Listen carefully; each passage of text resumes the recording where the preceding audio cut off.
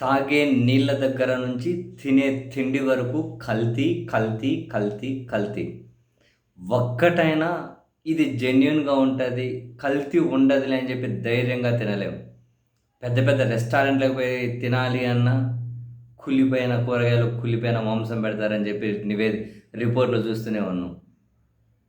ప్రశాంతంగా ఒక glass water తాగుదామన్నా, company water బాటిళ్ళల్లో ఏదో నీళ్లు పట్టేసి ఆడ పెట్టి అమ్ముతూ ఉన్నారని చెప్పి అవి చూస్తూనే ఉన్నాం.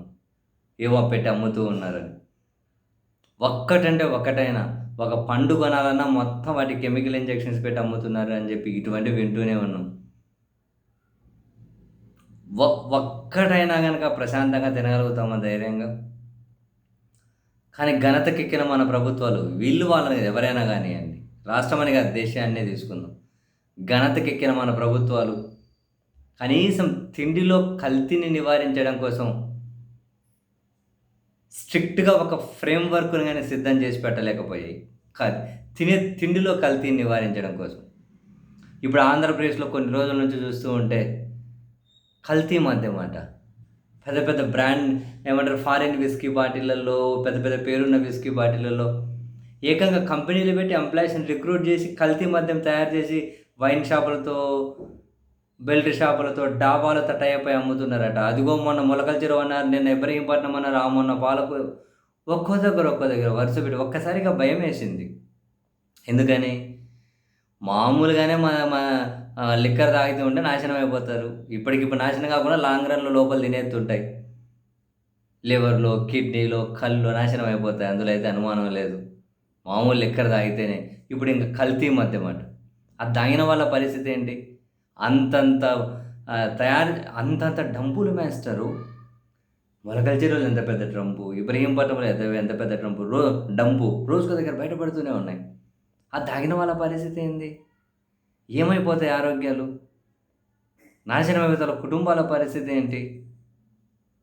ఏ అరే మన పక్కనున్న జనాన్ని కూడా కాపాడుకోలేని పరిస్థితి ఉందా?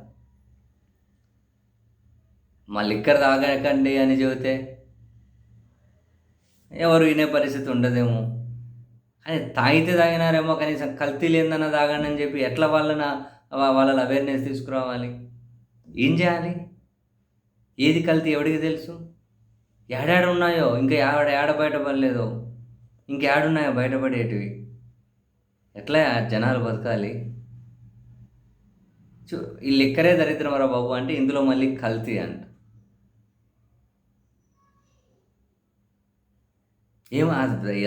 తాగినోళ్ళ పరిస్థితి ఏంది? పోనీ ఇప్పటికి ఎక్కడ లేవని చెప్పగలుగుతామా? బయటపడ్డవి సరే, బయటపడనివి ఎన్నున్నాయి? వాటిని ఎట్లా కంట్రోల్ చేయాలి? ప్రభుత్వాలు లిక్కర్‌ని ప్రమోట్ చేయడమే దరిద్రం.